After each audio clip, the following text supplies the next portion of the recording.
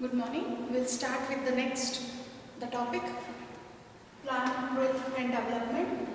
In the previous class, we have seen the discovery of the auxins, and today's class will go with the discovery of gibberellins and what are their physiological roles. So, auxins was been discovered by Charles Darwin and his son Francis Darwin, and they were working on the grass. When they found that the grass responded to the source of light, where that was awareness of curvature, where the tip of the grass, that is the collectile, responded to the light. That response was because of the chemical substance known as the auxins, which was later on discovered as a hormone that was responsible for the growth. Similarly, the another hormone that was accidentally discovered was gibberellins.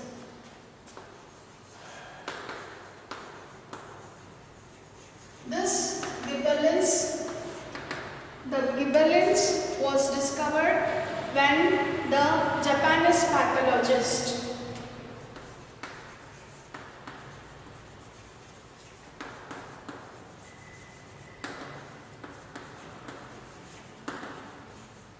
was working on rice seedlings. Pathologists are those who study about the diseases. So he was a person who was studying about the plants and the diseases associated with it. So he was a pathologist who was studying on the rice seedling, and he observed that in a group of the rice seedling, some of the rice seedlings grew very tall with extraordinary growth than the normal growth. He was astonished by this type of growth in the plants. So this growth, there was extensions of the internodal region, which led to the increase in length of the internodes or the height of the internodes. So he called this disease as extraordinary growth. He also called this disease as a foolish disease or a foolish growth.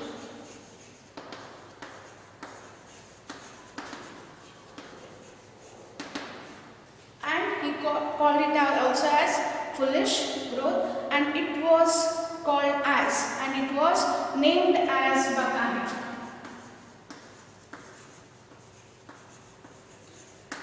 The disease was named as Bakani, and the name of the scientist who did this work or observed this type of growth was the Japanese pathologist E. Kurosawa.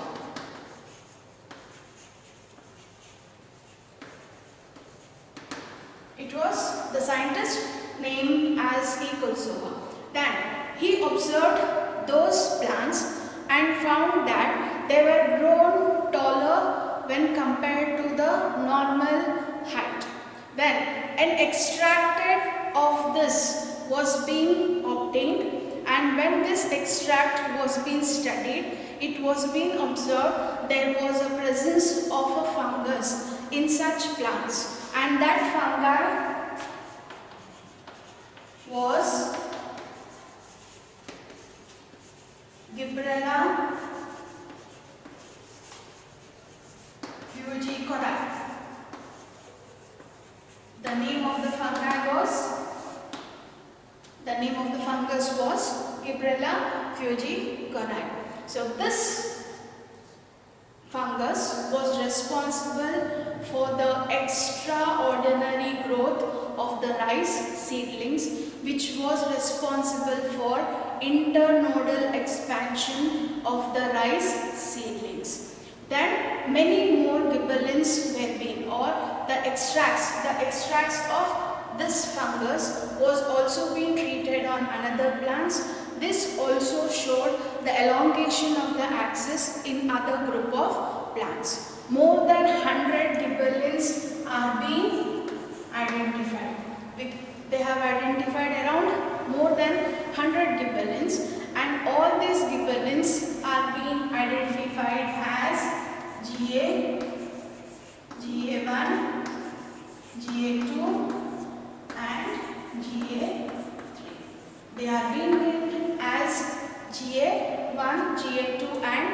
Ga3. In that, the very first discovered was gibberellic acid. Chemically, these hormones or these chemicals were acidic in nature, so commonly they were called as gibberellic acid. Due to the acidic nature of these chemicals, they were being called as gibberellic acid, and in that gibberellic A3 was, or Ga3 was the one that was being extracted or discovered first. So here, if you go with the discovery, it was being observed or discovered by D. Kurzava, who was working on the rice seedling, when he observed that there was abnormal growth of the rice seedlings. So that when it was observed why it grew very taller, then that was due to the presence of the fungus. The name of the fungi was Gibberella fugicaudae. Now next we will go with the physiological roles of the gibberellins.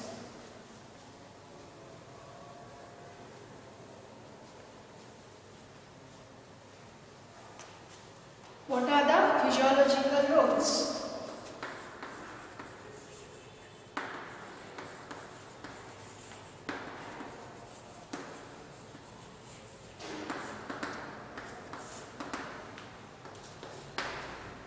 As I said earlier, gibberellins chemically are acidic, and so they are called as gibberellic acids, and these are the extracts of the fungus known as Gibberella fugicaudae. So when they came to know that it is a type of growth promoter which induced the growth in the plants. In that, one of the concepts that was being studied and by observation is that it overcomes dwarfism. Gibberella overcomes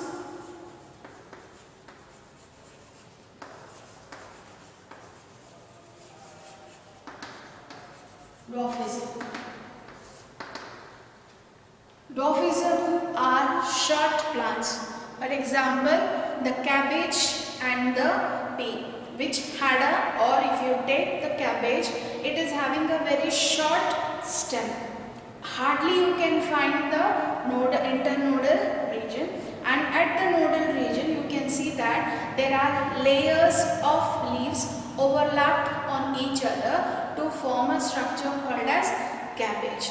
Even in pea also they have a very short nodal region, internodal region. So here when these plants, the natural occurring dwarf plants, that is cabbage and pea,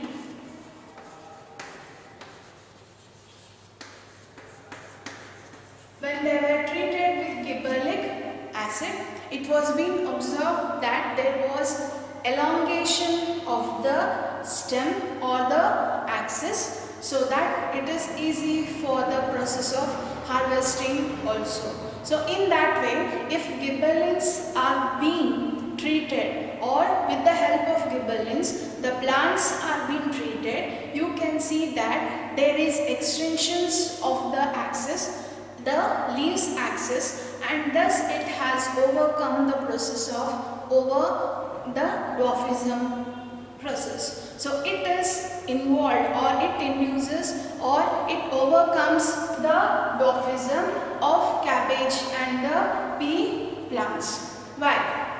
In other examples, it helps to improve size and shapes of fruits. The main concept of cultivation is to increase the yield. Yes, so methods are also being employed by the farmers or the horticulture or the agricultural processes to increase the yield. They apply some methods so that the yield is economically successful and the needs are being satisfied. So in that manner also, if gibberellins are being sprayed or being used to the fruits, there can be increase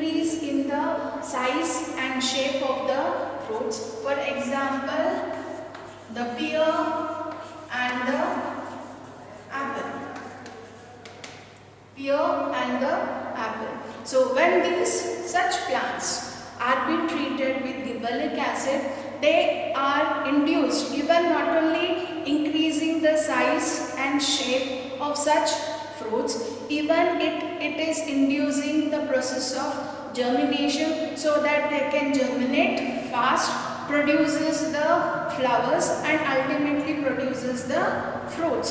So, and these fruits are grown in a proper manner. It allows the fruits to grow in a proper manner, and they are being ripened, or they are being developed in such a manner that they are economically useful or help in increasing the yield of the fruits. So gibberellic acid, it is helping to improve the size and shape of the fruits. Then next is responsible for elongation of axis. Gibberellin is responsible for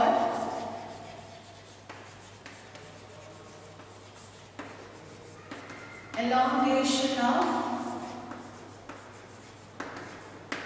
axis.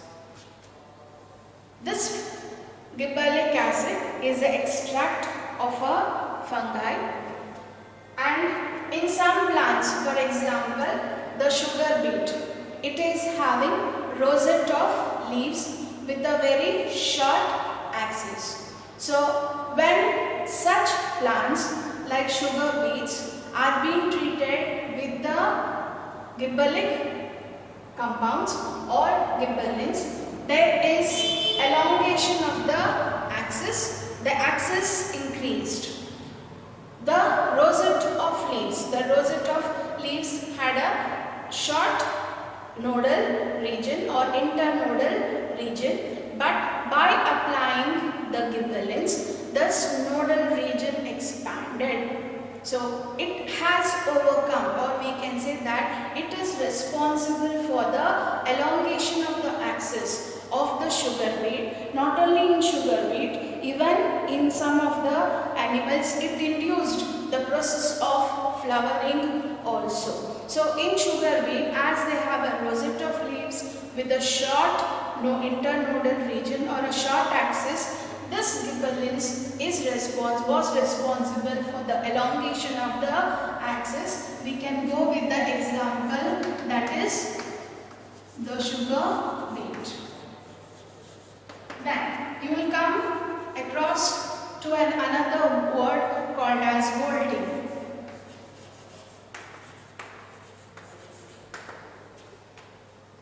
Meaning of bolting. So already we have learnt in the morphology part, there is an inflorescence. Inflorescence is that branch where it contains the bunch of flowers, or the branch which contains the flowers is called as inflorescence. So there are normal axis and there are floral axis. On the normal axis, just the leaves grow on the nodal region, but in the floral axis there are flowers. So if you take the example of cassia or a neem, there is a separate stick or a axis, the peduncle. On that peduncle you can see there are number of flowers. So there is a process where bolting is what? The meaning of bolting is it is this gibberellic acid, when treated on such plants, will convert the normal axis into floral axis. That is, so that it can produce many flowers, and if there are production of more flowers, ultimately there is a growth of fruits also. So bolting is such a process where the normal axis is grown fast and it is being converted, or it is being changed to form the floral axis, so that it can produce the flowers. So many examples are there for the process of bolting. In this bolting, if you take that, the normal axis example, we can go with again cabbage and beet. The beetroot. Yes, so we can go with the examples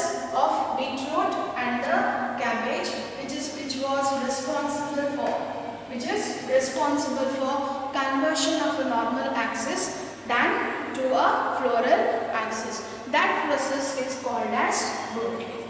Then it induces formation of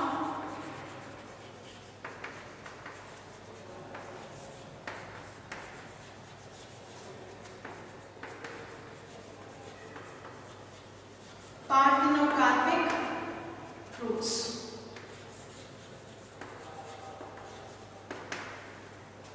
Example,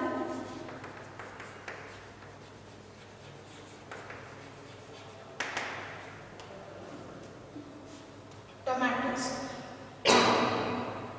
So already we know what are parthenocarpic fruits. The process where the ovary undergo fertilization without formation of ovules, or the process where ovules do not get fertilized and we get the ovary only developed to form fruits without the seeds, and those seedless fruits, or the process where seedless fruits are being formed without the fertilization of the ovule is known as parthenocarpic. Already I said that there are natural parthenocarpic fruits like the grapes, pineapples, which do not have the seeds. So by treating some of the plants, some of the plants with gibberellic acid, then we can develop the parthenocarpic fruits. While gibberellic acid is said to be more effective, it is said to be more effective than the auxins in developing the parthenocarpic fruits. Now, if you just go through the fruits, you can see the papaya or the tomatoes, the brinjals and the watermelon, they don't have much seeds. Or we can say that these are the plants that are being treated with gibberellic acid so that the fruits are without the seeds. But here gibberellic acid is said to be more effective than the auxins in the production of or in the formation of parthenocarpic fruits. So we'll go with the next physiological roles. So here, what are the other physiological roles? First is, we'll go with that overcomes dwarfism. So in natural dwarf plants like cabbage and pea, it is extending the axis and thus it overcomes the process of dwarfism. And in pear and apple, it improves the size and shape of the fruits. It is responsible for the elongation of the axis, especially the sugar beet, which have rosette of leaves, and the process of bolting, conversion of floral axis immediately into the normal axis into a floral axis. The process is called as bolting, and it induces the formation of parthenocarpic fruits, more effective than the auxins. So we can get the fruits or some vegetables without the seeds. Then we'll go with the next points of the physiological roles.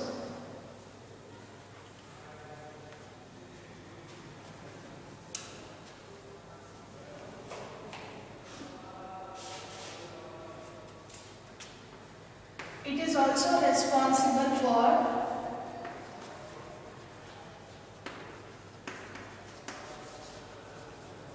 early germination of seeds.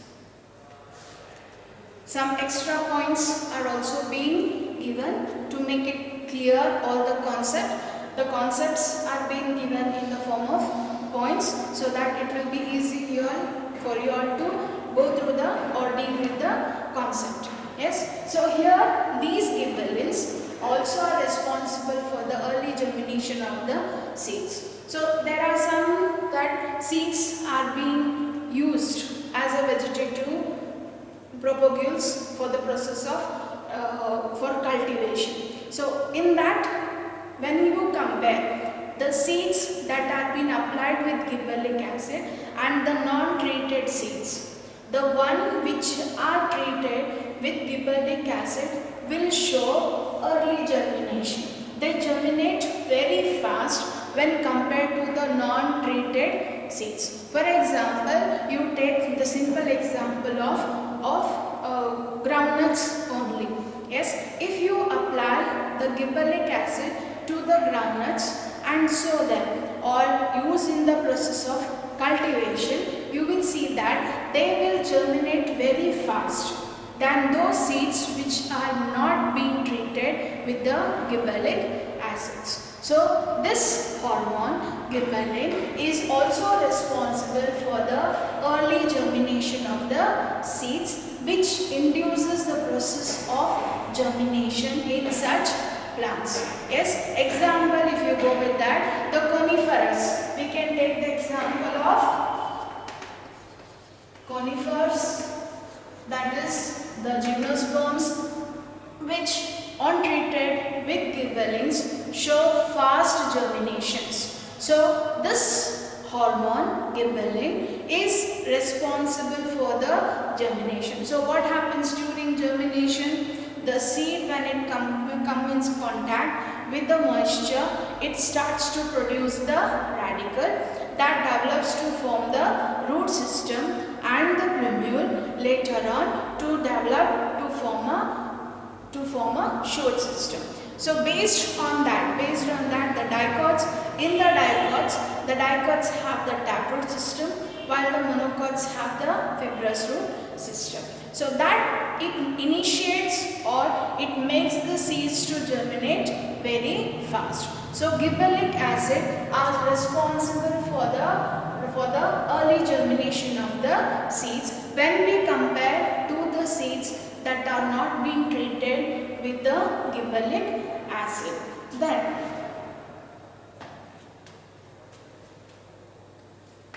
it is also helping to convert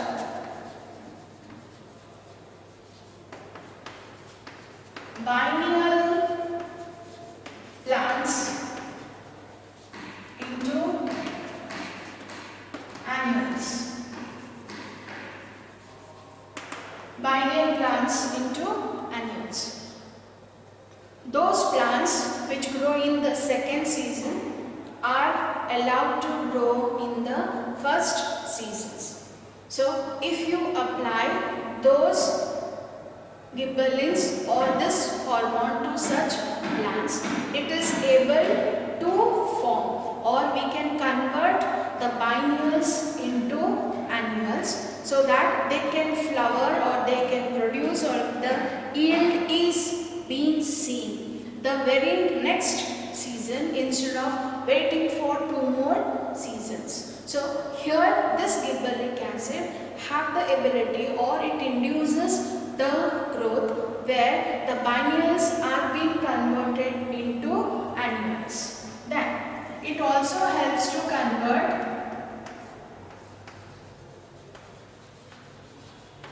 long day plants into short day plants.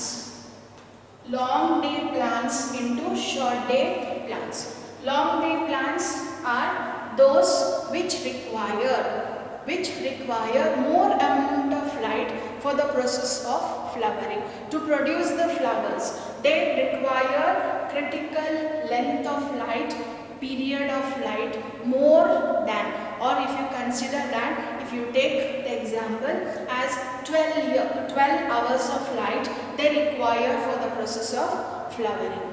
But if we are treating such plants which require the critical length more than that of a daylight, those are called as long day plants, or which require more amount of light for the process of flowering are called as long day plants.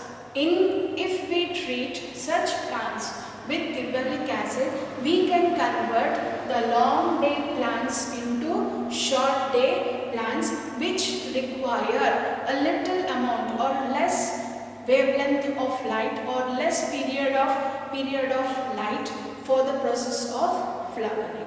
Then it also delay, this will help to delay senescence. Senescence is nothing but the process of aging. So the aging process is known as senescence, where senescence, what will happen to the leaves? The leaves, there is change in the color of the leaves, where chloroplast is being lost and that chlorophyll component is converted into xanthophyll, where the leaves become yellow in color and they wither out from the plants. So that is the natural process. But due to some technical reasons or unavailability of the minerals, there can be other senescence. But by applying the gibberellins to the plants, we can prevent the aging process of the leaves or the fruits, so that they can stay in the plants for a longer period of time. There are some plants where the fruit is being ripened in the tree itself. For example, you take the lemon or you take the pomegranate. So they are allowed to grow in the tree only, so that they can be ripened. While in some cases, for example mango, we have to pluck it and preserve it so they can be ripened. But in such fruits, where if we treat such fruits by gibberellic acid, we can allow them to grow in the tree itself for a longer period of time, or we can preserve them in the plants for a longer period of time, and moreover it will help to increase the weight of the fruits. So it also helps to delay the senescence and increases, or it helps to weigh more. Yes, and the last one is the gibberellic acid 3, which is used in the process of malting in brewery industries.